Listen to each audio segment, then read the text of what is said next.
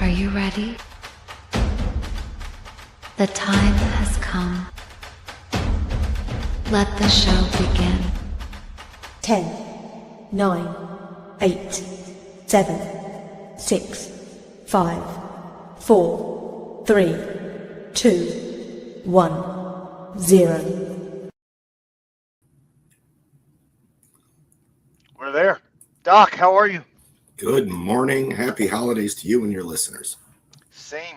I appreciate it. I'll just give everybody the heads up. I see you're under, or can hear you're under the weather. So I appreciate you. The show must go on, right? Standard over feelings, Doc. I mean, just dive right in. Mm-hmm. I'm ready. I'm good.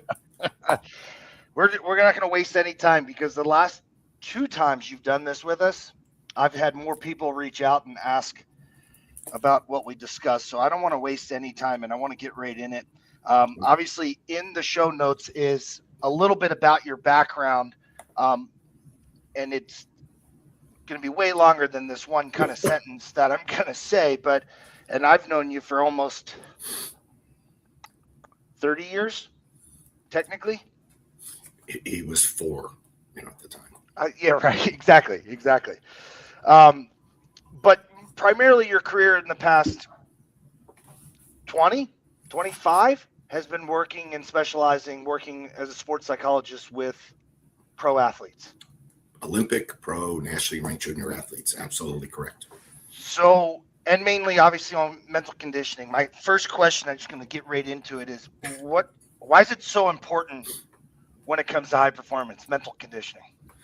Whether it's in sports or in corporate world. By the way, hopefully I don't sound too... Oh my gosh, you sound great. The reality is that in my line of work, we always talk about how is everyone doing everything they could or should? So did you do your homework on the product?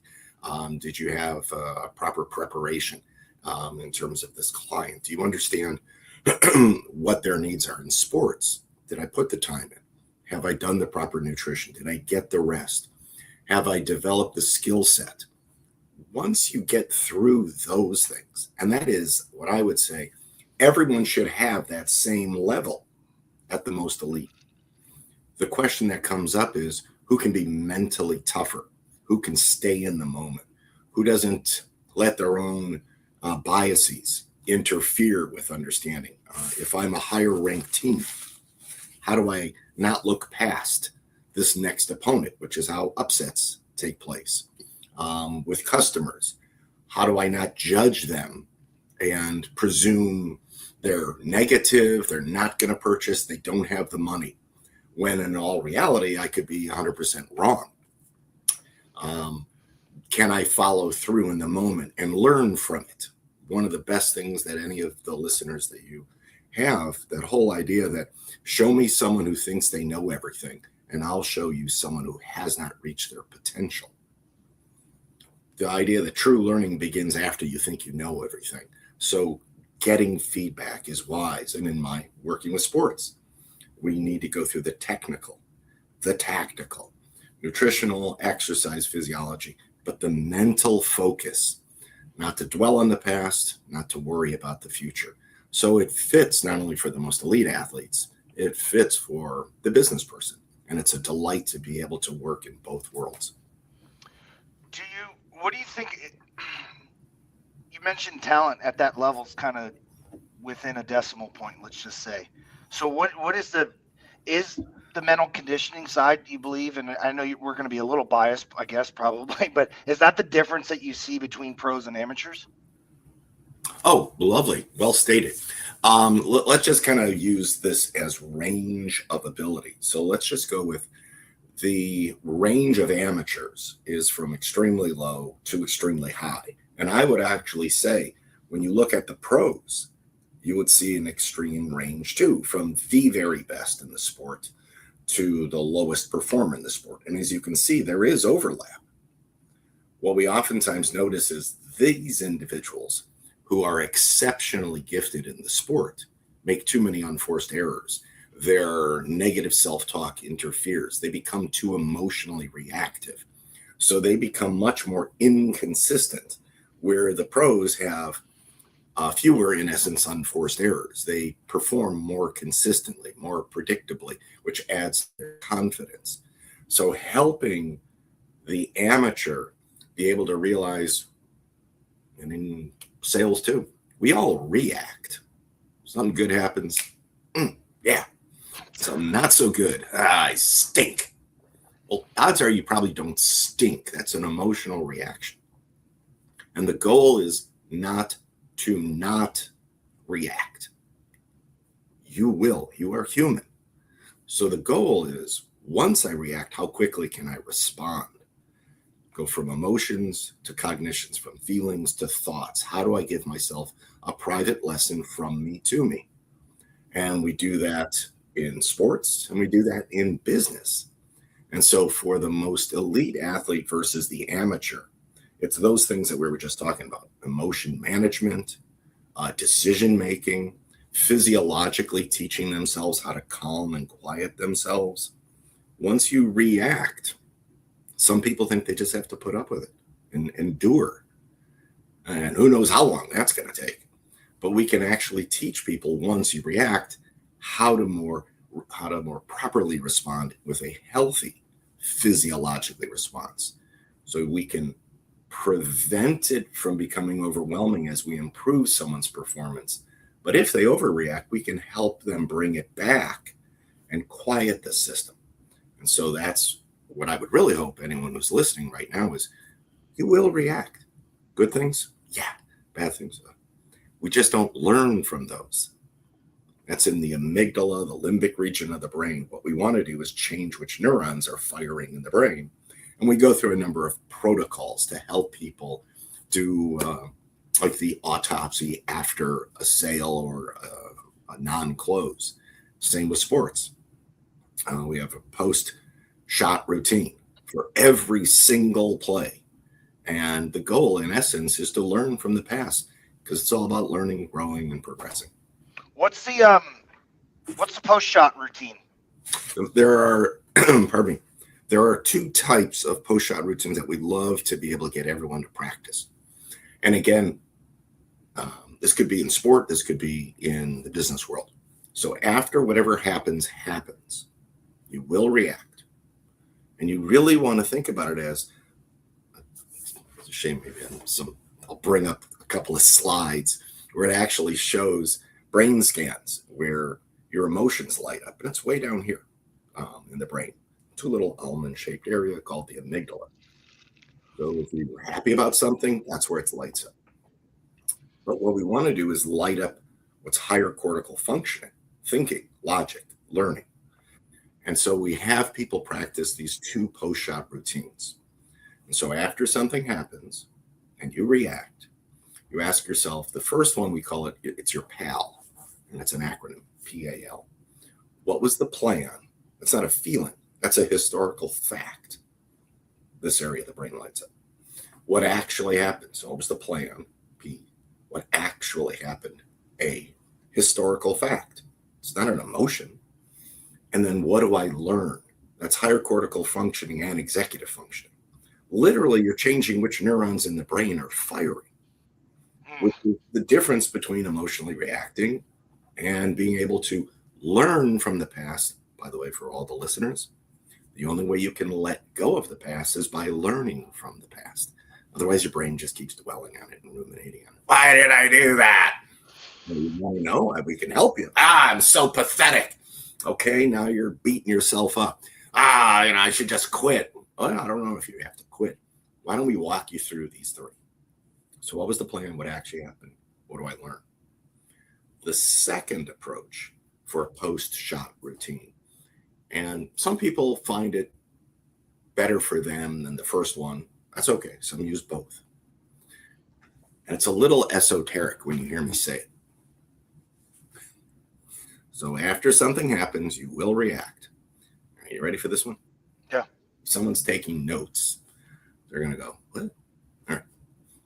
This is called third person first, first person second.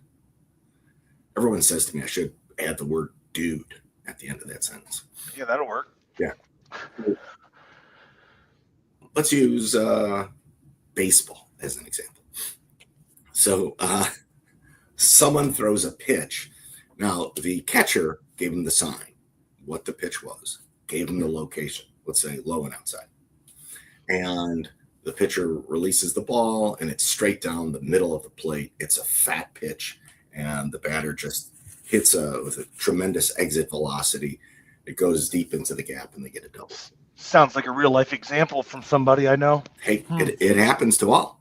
So in that situation, I would ask you, first off, you will react. Something happened that you didn't want.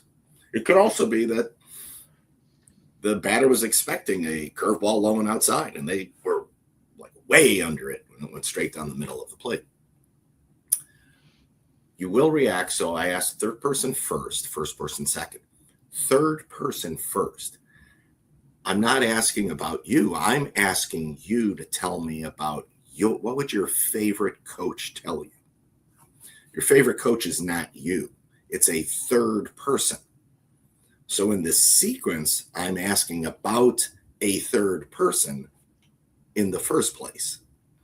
So it's third person sequentially first.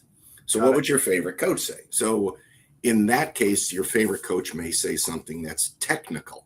Well, you released it too early. You need to make sure you're following through fully, and then you'll get or more spin on the ball. Technical.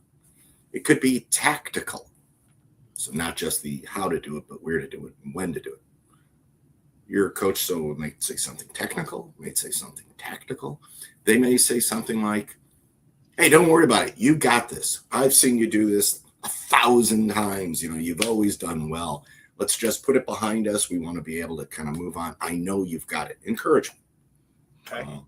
It could be, just the simplicity of, all right, next. Can't change it. The reality of we cannot change the past. And so some are kind of straightforward with that.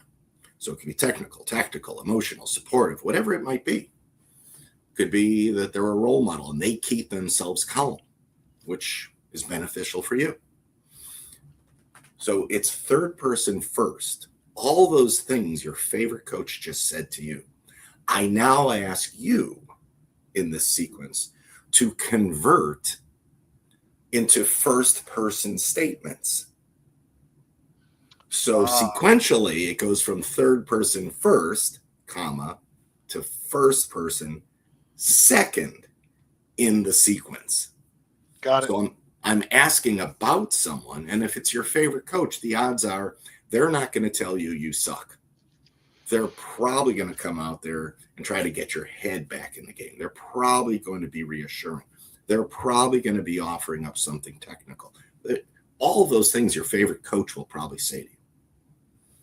And over time, you probably integrate that. So I ask you in that moment, you can do post-shot routine PAL. What was the plan? What actually happened? What do I learn? Or you can ask yourself, third person first, first person second. What would my mentors say to me in a situation like this? And they would probably offer up some great advice, insight, wisdom, years of experience, how they know you, strategies, techniques. They may offer all those things. Third person first. Now we ask you to convert all of those wonderful kernels of wisdom into first person statements. So both of these are giving a private lesson from you to you. You're going from reacting emotionally to responding. And only through learning can we let something go. Otherwise, we just revert back to beating ourselves up emotionally, not learning and just dwelling on the past. Those statements then become what? Your self-talk for Yes. The next appointment, the next play, the next whatever? Every single pitch, swing, shot, every single one of them. Now, there are some sports, that are staccato. Baseball, tennis, a point starts and a point ends. Football, play starts, theoretically 7 to 8 seconds later, it ends. And so you actually have just a few moments that you can actually do this, which is great. Going back to the huddle, stepping out of the box, straightening out my strings, whatever it might have been. And in that time, you actually start practicing this. And you get to the point where it becomes automatic and quick. And to speak to a question you asked earlier, what's the difference between amateurs and pros? We know that from research that was done, actually interesting enough, in tennis, the difference between the top 5 tennis players and not you and me, there's a tremendous difference between the top 5 and us, but the top 5 and the rest of the players, they were actually comparing it to the top 25. And they wanted to know what was the difference. And so the hypothesis was skills. No, they all had similar skills. Years playing. I mean, there was an average and a range, but no, that wasn't the difference. Nutrition, sleep, I don't know. They were coming up with all these things. It turns out that after something occurs, good or bad, they go from reacting to responding in less than 10 seconds. 10 seconds is the criteria that they use to be able to say, if you're going beyond that, you're just letting your emotions rule you. You're still muttering. And as we've talked about in the past, and I always like using this as the example, everyone who's watching can see it. Everyone who's listening, I'm holding up a pen in front of my face, and now I just drop it. My comment is there anything that I can do to change that I've already done this? Intellectually, we all know the answer is no. Yeah. So the more time I sit muttering to myself about the past that I cannot change, not only am I wasting energy wishing the past was different, but I'm not in the moment. And so a lot of people end up in slumps. They call it slumps. We sports psychologists don't believe in slumps. It just means you're dwelling on the past. We need you to learn from the past so you can let go of the past to bring you back to the now. Does that carry over to sales slumps? Yes. Same concept would be? Yeah, you start developing a mindset of what to anticipate. You start stereotyping. I believe it was Nietzsche who once said, to stereotype me is to negate me. So if you're going in on a call and you're thinking, oh, that zip code again, I know what's in that area. You know, if you walk in on someone who reminds you of an individual, and so you start projecting your own transference, it's referred to, onto that person, you can start already spinning the thing. In the Oz Principle, one of the great books that I love in the business world, they talk about above the line and below the line. And everything about below the line is externalizing why the sale didn't work. So it could be, blame it on the product isn't good. My training wasn't good. The support from inside the corporation was not good. The customer wasn't, and everything is external. Nothing that they can be empowered to do anything about. That's actually the law of attribution. What am I attributing the outcome to? And clinically, we used to do that with our medical residents at Johns Hopkins. We would videotape all the encounters, and we would ask satisfaction after an encounter. And when a session went well with a mother and a couple of kids, I was in pediatrics, a couple of kids in the session, and if it went well, we'd ask the provider, what'd you think? Oh, it was productive, and patient knows to do this and follow up on this. Oh, cool. What made it successful? Oh, well, it's my skills and my listening skills, and I was understanding what her struggle was, and I empathized, and we cooperated and came to a conclusion, and it was verbally agreed upon. Well, how'd the session go? Not so good. Well, how come? Those kids were so annoying. The mom didn't. It was everything external. It was stunning to watch this take place. So we're always encouraging people to really look at yourself, to really kind of bring it back to what can I do different? And so whether it's in clinical or whether it's in sports or whether it's in business, there are a lot of factors that I bring, how I carry myself. Do I speak the language of the person I'm communicating with? I use very different interpersonal skills depending on who I'm interacting with. And I try my best to kind of match it to the best of ability. My job is still to bring evidence-based information. But if all I do is pontificate using quarter-size words and proving I have an advanced degree, I'm not going to communicate. Good communication isn't just words coming out of my mouth, but that the recipient, the receiver, understands what I'm saying.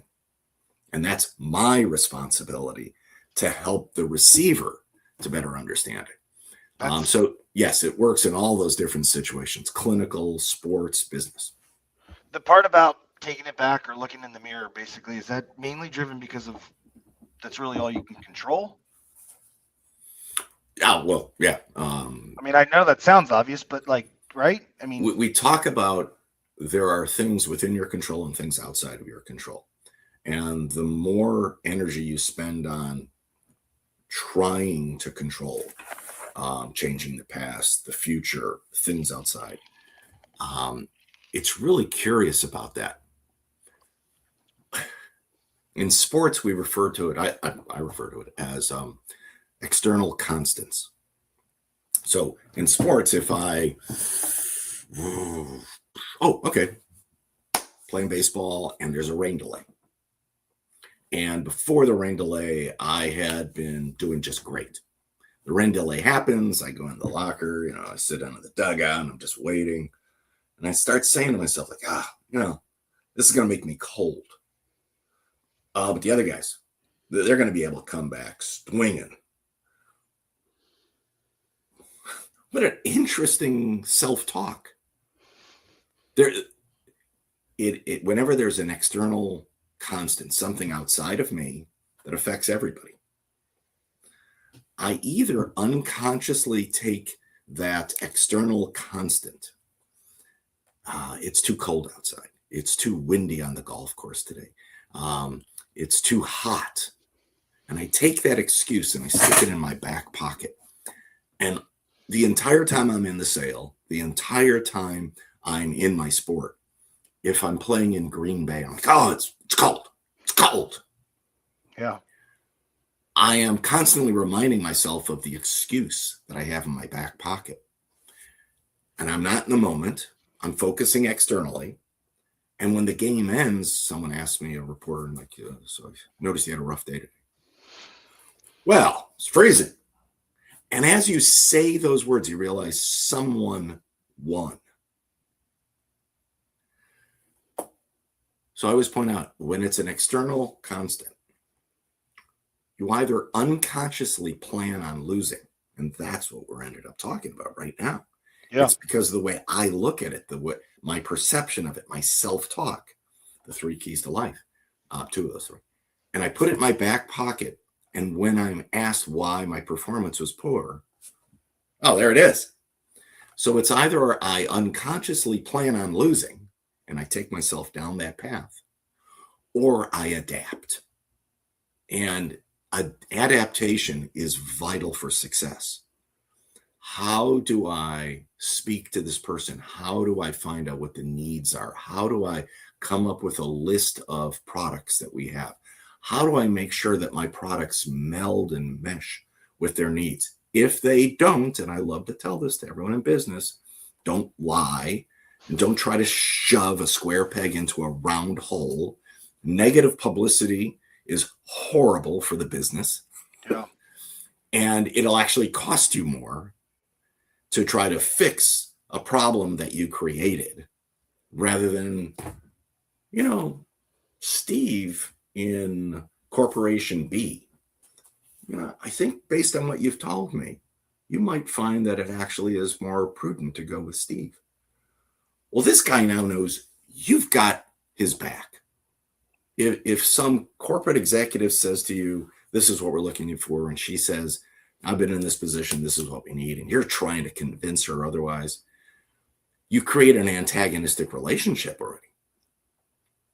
What you want to do is create this cooperation, this collegial, that we're working together We're going to compromise in some ways, but if needed, I can refer you to somebody else.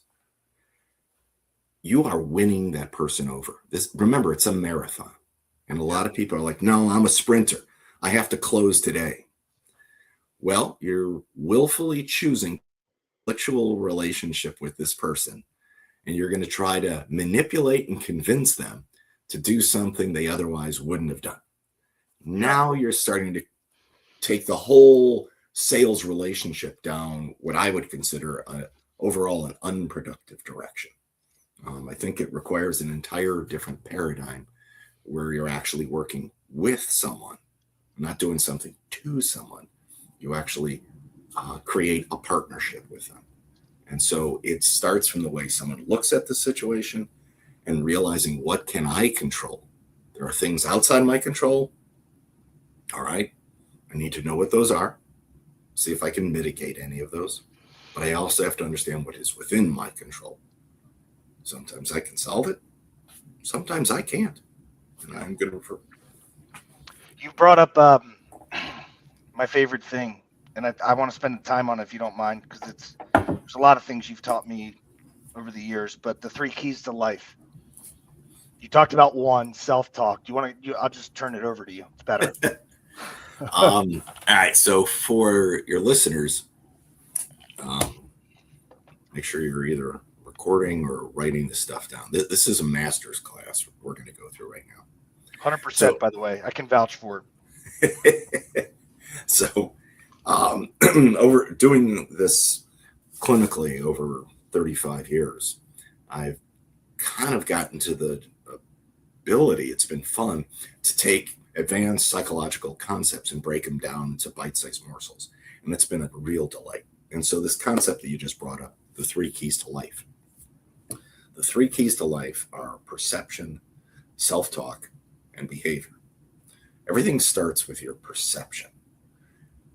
Your perception is either positive or negative to every situation you come across. Even if you tell me, Doc, oh, that thing that you just mentioned, I'm neutral. If I talk with you a little bit longer, I'll find out if you're neutral positive or neutral negative.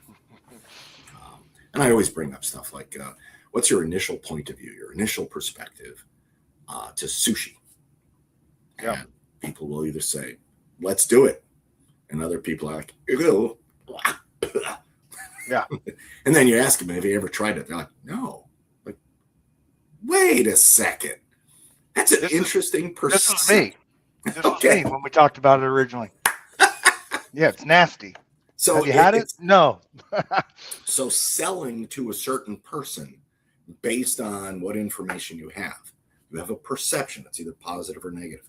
Your product, is it something that you actually value, or are you just trying to snake oil somebody? To every situation in your life, it's either positive or negative. The second part of perception is it always makes sense to you. So it's 100% you. Everything you think, feel, say, and do makes sense to you. So if you tell me why you don't like sushi, you tell me why. Doc, say that one more time. Oh, gosh. Hi, my name's Dr. Shinitzky. Feel. Everything you think, feel, say, and do makes sense to you. Which is why I say the second part of perception is it's 100% you. So it's either positive or negative. It's always 100% you. If you're a night owl, you'll tell me why. If you're an early riser, you'll tell me why. If you're faith-based, you'll tell me why. If you're an atheist, you'll tell me why. It makes sense to you. So your perception always makes sense to you. The third part of perception. So the first one is positive or negative. Second one is it always makes sense to you. And the third one is,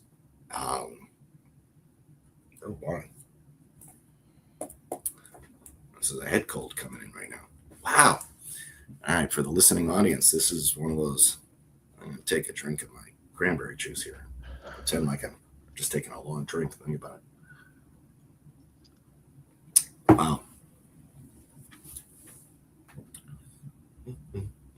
It'll hit me. Wow. I am looking forward to seeing the doctor later on. So as it works out, the first part again, when you look at one's perception, positive or negative, the second part of that is your self-talk, how you actually kind of move into the entire behavior. But the second part of, my gosh, I apologize for this. Head cold is really unpleasant. I will look while I'm doing this. This is wild. It's such a natural experience for me to go through this. Let me see if I can pull it up here. I apologize. La la la. I will act goofy in a second. This was you're talking about the third part of perception, right? Yes. I can't believe that I was actually putting this in the other area. It's the great thing about doing something live and then having it aired. So the curious thing.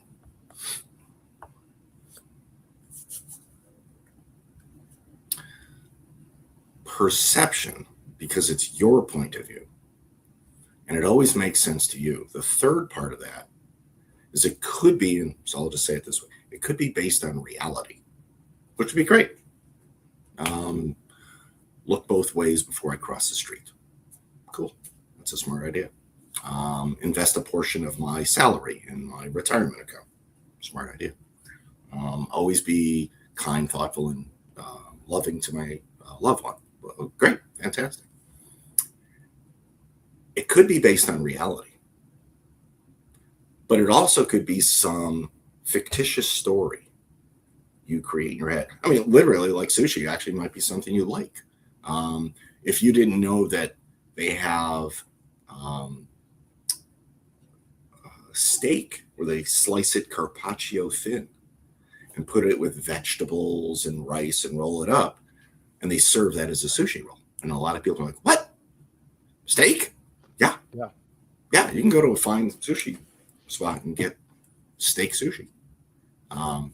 You can tempura something. All of a sudden it's crunchy and a little sweet flavor to it. And it's like, wow, I've never thought about that. So your perception is either positive or negative. It always makes sense to you.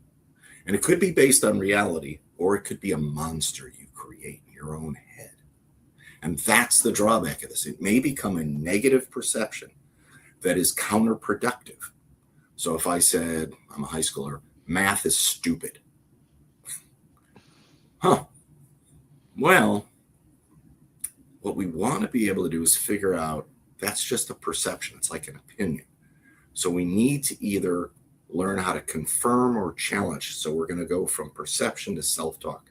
Perception is positive or negative, 100% you, and it's either based on reality or it could be just some monster you create. Then we move to self-talk. Perception influences self-talk. It does not control it. So when we look at self-talk, your self-talk either confirms your initial point of view or challenges your initial point of view. And so your self-talk, if I said math is stupid, the odds are my self-talk would be a whole lot of things like, I'll never need to use it. It's dumb. Everything will be electronic. I'm confirming a negative perception, and my negative self-talk turns into a peanut gallery that I carry with me.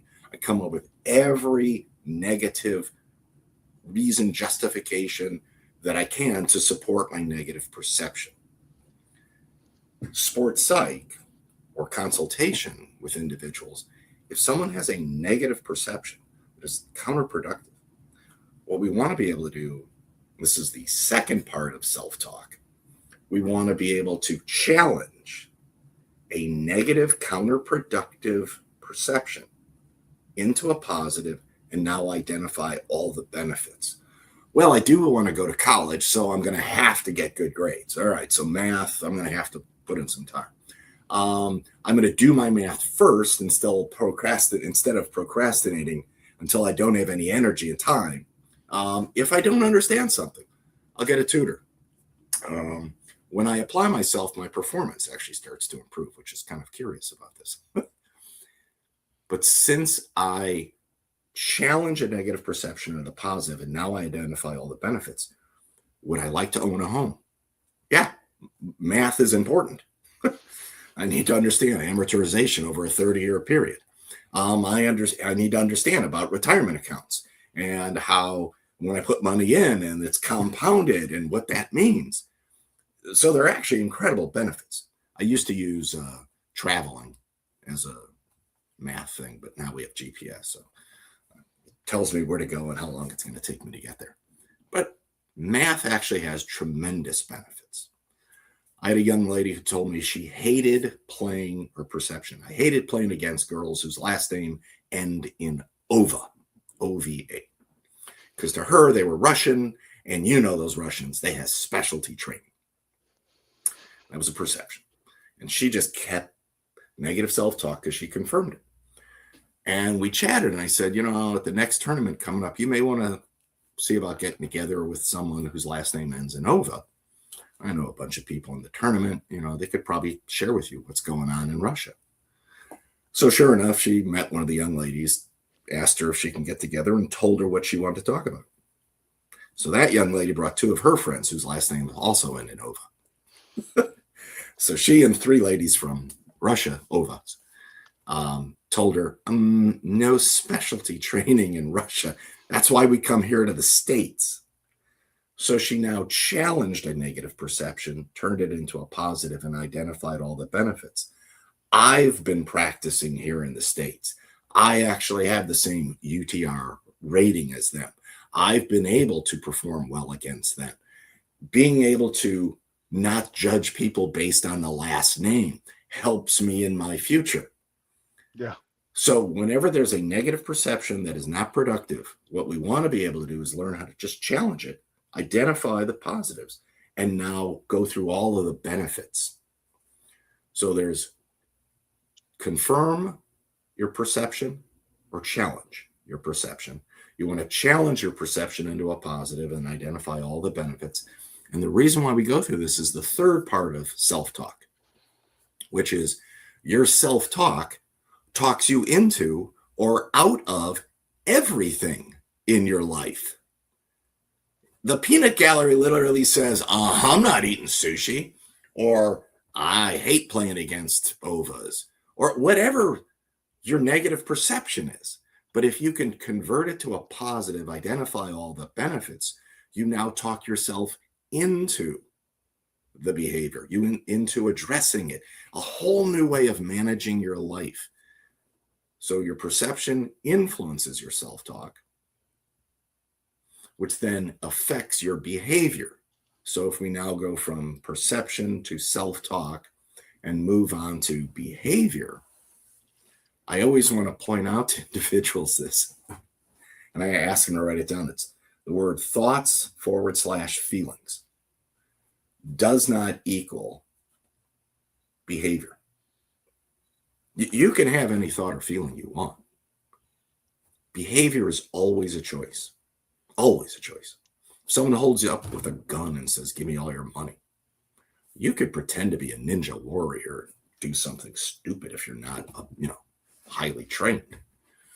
Or you can say, oh, no, these are just former presidents. Here you go. I'm not even going to look at you. I can't even identify you. There are days where you probably didn't want to come to work. Yeah. But yet still did. We have thoughts and feelings constantly. Some of them are productive. Some of them are counterproductive. You can have a negative perception. Here's a good one.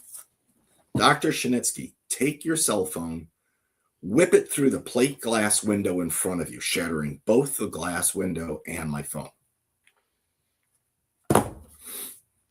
I had the thought. I visualized. I could see it. I have the coordination to do it.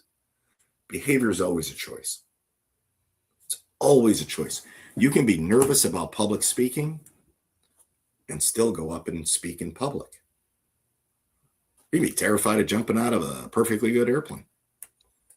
Strap yourself to some master's level diver or skydiver and lock on, and out you go. The ability to realize you are not your thoughts or feelings. Those are experiences. And the curious thing, your behavior, we always want to emphasize, whatever you practice, you get better at. So the first part of the behavioral parts of the perception is positive or negative. It always makes sense to you. It could be based on reality, or it could be some fictitious self-talk, monster you have. Your self-talk either confirms or challenges. With consultation, you want to teach yourself how to catch that negative perception, turn it into a positive, identify all the benefits, and you realize that your self-talk talks you into or talks you out of. Behavior, the first part of that is thoughts, feelings do not equal behaviors. It's a choice. By the way, we're the only species on the planet that can do this. So if I said to your listeners, has anyone ever pissed you off? And the odds are people are going, yeah. Yeah. Well, every time that happened, did you immediately go up to the person and slug them in the face? And a lot of the people will say, no, but I thought it. Right. You literally just proved you're the highest order of species on the planet. Every other animal out there does exactly what it does and doesn't change. Predator is the predator, prey is prey. They just have their hierarchy. They do what they do. They don't change it. We're the only creature in the world that can have a thought or a feeling and choose either to do the behavior or to do a different behavior. So in that moment, someone was filled with anger, rage. Look at me. Vengeance. I might have even visualized what I could do to this person. And yet I controlled my behavior. You need to celebrate that you are the only species on the planet that can alter your life trajectory. Just because you came from some situation in your past doesn't damn your future to that. You can alter that trajectory by virtue of your behavior. Well, I'm just a shy person. It's hard for me. Well, I don't want to damn your future because of your past. You were a shy person. Maybe now you're addressing it. And in the future, you can master it. It's what people do with Toastmasters. I'm terrified of public speaking. But now I go and practice and I get better at it. And I develop some skills and I get a lot of reassurance. And now I feel a little bit more comfortable and I get positive feedback. And this is enjoyable. I hated public speaking all the way through high school. Hated it. I'd rather have my non-dominant arm torn off than speak in front of the class. And then I had a public speaking class between high school and college. And the teacher just said, if you can remember 10% of what we talk about, it'll change your life as a presenter. I love presenting. Even a moment ago, I just went blank. I couldn't remember that third part of perception. Oh, it happens. Okay. I have the resources. I'm adaptive. I did a quick look. Oh, there it was. Made the third point into self-talk. Silly of me. Okay. Happens. I reacted, but then I moved to responding. The curious aspect, we're the only creature that can choose the behavior we want. So if you want to learn how to be a better salesman, probably would be wise to get a mentor. A lot of people just get into sales and they really don't have an understanding of what elite salespeople have been able to accomplish over the decades of their career. Get a mentor. Meet with this person. Pay them whatever it is to work with them. Read books on it. It's not being more manipulative. I really truly believe that in sales, it's really about that partnership. So you want to go, it's behaviors, thoughts, feelings do not equal behaviors. And whatever you practice, you get better at. Is the second part of the behavior. And so if you practice being judgmental, if you practice being cruel and harsh to yourself when you don't make a sale, you actually start creating a neural pathway. This becomes your existence. Your perception is your reality. That's why I tell people in consultations, your emotions are not based on reality. I'm like, what? Your emotions are based on your perception of reality. Right now, I see there's a wall behind you. And if any of the listeners, If right now you heard a loud growling, very deep, just outside your door, and you think, bear. Oh, there's a bear in the building. I'm going out the window. Because of my perception, I physiologically react. It might have just been the guy in the office next to me or the gal in the office next to me pushing a desk that's grinding on the tile floor. It doesn't matter that it never was a bear. If my perception is it's a bear, I now react. And if I hear, and I think, why is she pushing a table out in the hallway? And it's a bear, you're fine because your perception was, oh, it's a table. You're fine. You'll be mauled, but you're fine. And so I always want to point out to people, it's your perception leads to your self-talk, which either confirms or challenges it, which affects your behavior. The cool thing is, if you start practicing proper behavior, it changes your self-talk, which influences your perception. So it's not just one direction, it's bi-directional. And we can actually change the way we experience our lives by virtue of how we address it. So that, my friend, the 3 keys to life. It can apply to what we do. I have one question for more of the sales leaders that are on, that will watch this. They're working, say, with with one of their salespeople, and the perception, let's just say, tends to be negative. Then the self-talk, like you said, usually when working with somebody clinically or an athlete, you'll challenge that. What do you find the best way to challenge that, obviously, to make sure it's receptive, right? To not get a rep, or in your case, an athlete to shut down? Really good point. Without insight, there is no behavioral change. So someone has to realize that, in the first place, that we all have room for improvement. I have room. I mean, literally, you, me, your sales force out there, everyone has room for improvement.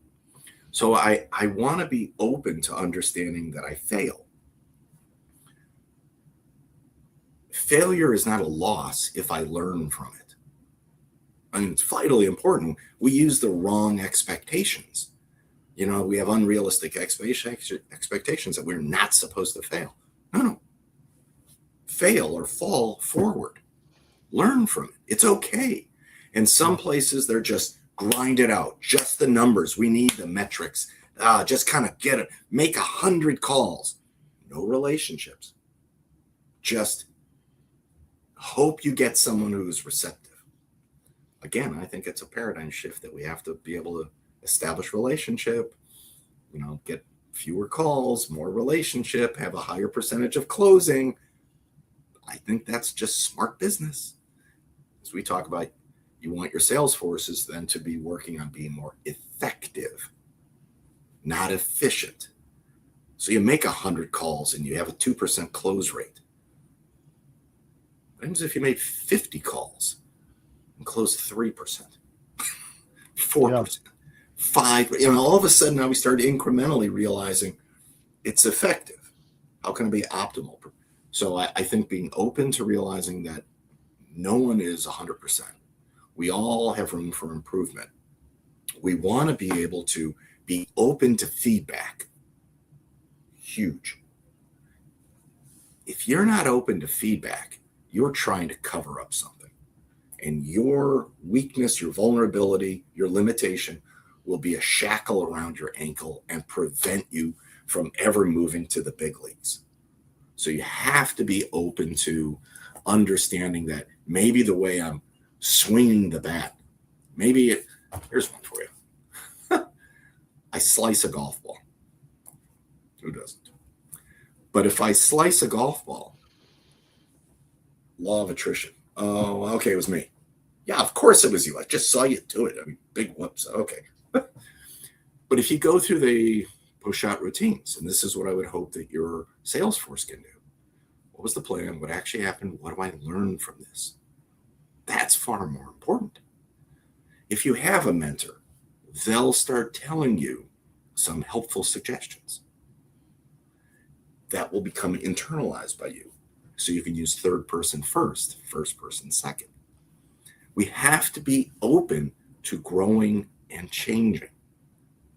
I don't know why in the business world, someone enters the business world and then doesn't get a mentor. I mean, think about this in sports. They are being coached from the moment they get into Little League, college, and then the pros. They're always working with coaches because there's always room for improvement. But in the business world, no. I don't want people to know my limitations, my vulnerabilities. I can't even admit them. Oh my gosh, are you kidding me? Bring something up like that? I'll be laughed at. I'll be laughed out of the field. My boss will not promote. It's just the opposite. How do I show my boss I have insight and awareness? And, I realize that I need to kind of work on how I connect with someone. How do I make sure that my language is not one where I'm talking at someone, but where I'm talking with? How do we partner? How do I understand stages of change model, the trans-theoretical model? I need to know, where is this customer of mine? Are they in the pre-contemplative, the contemplative, preparation, action, and maintenance? There are people who are listening right now. This is the first time they've ever heard this. I'm going to really lean in hard to this. Anyone who's listening right now and looking at my ugly mug, if you can get to know the stages of change model, the trans-theoretical model, pre-contemplative, contemplative, preparation, action, and maintenance, it will make your life sane. You need to understand this customer, where they're at in their readiness to change. Not everyone is coming in an ideal place where you're going to just walk in and, despite what you do, they're still going to be able to make the sale. But understanding where they're at when it comes to their readiness to change, people only move one stage at a time. And there are things that you can do to help someone move from one stage to the next. Action is the close of the deal, but there's all of this. And we know from the research, when something doesn't work out, when you're trying to shove everybody into the gold standard, if you would have assessed them before they quit, they rejected the call, 40% of the people you meet with are in the pre-contemplative, 40% are in the contemplative, and 20% are in the preparation phase. You, unfortunately, didn't assess them properly to figure out how to help them move to the stage of action. Now, this may be the first time you're ever hearing this, and I think that's great. And if you've heard it before but don't practice it, it's important that you become familiar with it. And there's an entire field called motivational interviewing, which helps move people from point A to point B. And again, I don't know if you have a mentor or someone that you're working with, but I highly recommend. There are people in the business world who have been unbelievably wonderfully successful and desperately want to share what they do. And you want to reach out and connect with them. So to answer your question, I would probably say insight is the only way that you can lead to behavioral change. Everyone has room for improvement. Being open to seeking feedback, understanding that there are parts of my performance that I can control, things that are outside of my control. Can I study on this area? Can I become more knowledgeable about my products? Can I work on my techniques? Can I alter my perception of the situation? Can I improve my self-talk, which affects my behavior? Can I find a mentor? So, how's that? Spot on. This is why you and I are working outside of this call, obviously, a lot around motivational interviewing, and because I just believe sales and leadership is just influencing change. You have a customer that currently owns this product. They want this product. That's change. You have a salesperson or an employee or a team member that's doing things this way. They really want to and need to be doing things this way. That's change. You're influencing change. And if you can understand where they're at in that 5 stages, is tremendously helpful. And it's a deep, and you've done a lot of research, and you wrote a whole, I don't know, it's called that's one of my favorites about it. It's definitely worth everybody Googling and understanding more about that. And you can do it in a first sit close, which is obviously our industry. You can facilitate those and guide somebody through those stages of change in a matter of 90 minutes. It's not that it's just understanding it. By the way, there's also a tremendous amount of research on what's referred to as brief motivational interviewing. So someone comes into the emergency room. When were you going to tell me this shit? Hold on. This is brief. All right. Yeah. So go ahead. Sorry. When you have one opportunity to work with someone, that whole ability to truly assess where they're at. I mean, if someone's in the pre-contemplative and they're resistant, okay, so plant the seed. That's pretty much it. Everything else, you're spinning wheels. If they're in the contemplative, well, they're weighing out action and inaction, the pros and the cons. And literally, if you were to see me with one of my patients, you'd see me doing the scales of change. I go, so you're doing it for this reason, but there's also this occurring. If you don't understand why someone does a negative behavior, you're missing the boat. You have to understand they do it for a reason. No matter how crazy it might seem, it's been reinforcing for them. And so being able to speak to that and helping someone move by planting the seed, by expanding the contradiction between action and inaction, to talk about what their eventual goal would be and how their current behavior is incongruent with that long-term goal. And to be able to talk about emotionally, what would the benefit be for this person if they were to get here? That's their why. To be able to help someone then move in that direction. To talk about there are opportunities and options. People talk about sales. And I had a salesman come in and said, you know what you sell? I was like, no. He said, you sell hope. Wow. How fantastic is that? I can help people develop options. And options lead to the experience of hope. Without options, you're hopeless. So working in one session with someone where you just meet for that opportunity, truly understanding where that person is at. It is far more important to be able to empathize, to cooperate, to partner, to establish a relationship with this person. You will find out so much more information. You will help them move along those 5 stages. If all you're trying to do, if you look at them as a revenue stream, you are going to nickel and dime them. You're going to sell them something that isn't to their need, but to your economic benefit. You're going to feel slimy. You're going to look at yourself as, money's my God. I don't care about anything else. That's going to affect your own sense of self. And I think in the long run, being able to work cooperatively, to have long-term, I don't know what your career is going to be after the current career, but if your career shifts into something where you have long-term relationships, it would be great if all these people looked at you as a man with integrity. Yep. And a woman who says what she means and means what she says, who suggested someone else. And they're like, I'm working with you. I had a car dealer who did that with me. He said, no, you're actually looking for this. And I said, next car I'm coming back to you. And I did. Yeah. I never forgot. I tell people about this guy all the time. He's got your best interest.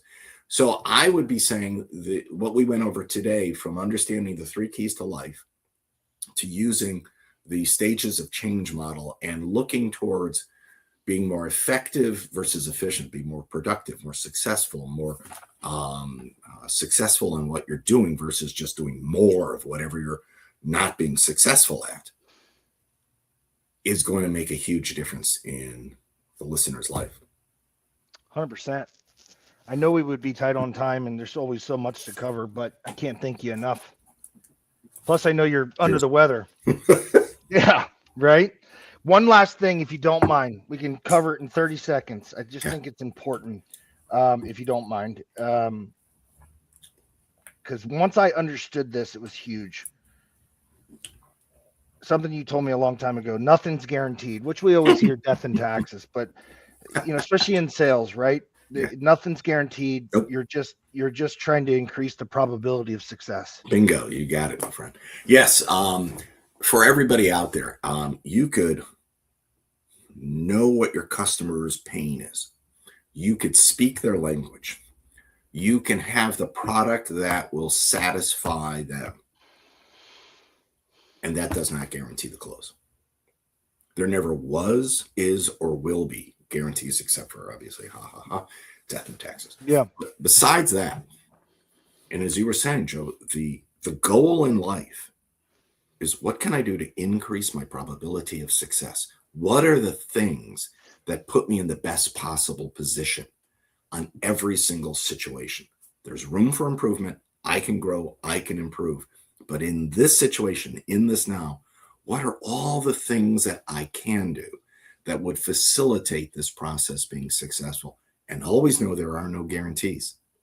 But what can I do to increase my probability of success?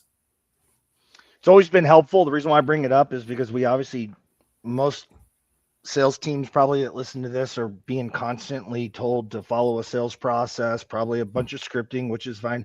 And, but it leads to consistency. And that's what the name of the game is. And understanding that you can do everything right and they'll still say no. Does that mean you need to change it to the next customer? No. Right. I'm going to do what my partner does, or what my cousin suggested, or my neighbors. Well, thanks.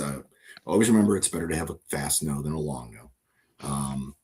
That, as I said to one of the tennis players I work with, so they were hitting a forehand and they wanted to hit it up the line. And it traveled 70 feet in the air and landed 3 inches out. And to hear this person, I stink. What am I doing out here? It's pathetic. I've hit 10. And I have to point out to this individual, if you hit a ball consistently 70 feet and it's landing 3 inches out, I always have to point out that though it's not a winner, they didn't close the deal. Though it may not be a winner, it doesn't make it a bad shot. It actually makes it a good miss. And I think that's important in sales. Yeah. You may not close it. Okay, but that didn't mean that you are horrible, or the information was terrible, or that you didn't satisfy this actual need. But actually, you need to repeat what you did, or expand on what you did, or develop maybe a different certain style in a situation to be much more sensitive to that person's need. It is stunning. Though it may not be a winner, it doesn't make it a bad shot. It makes it a good miss. If you're putting from 20 feet away and missing by a couple of inches, don't change your putting. Yeah. Yeah. No, you're right. There are no guarantees. What can I do to increase my probability? What I'm doing right here can be incredibly successful, and you want to keep that up. I think we'll end on that, Doc. I appreciate your time. And obviously, you're in the group. You're the only doctor in the group.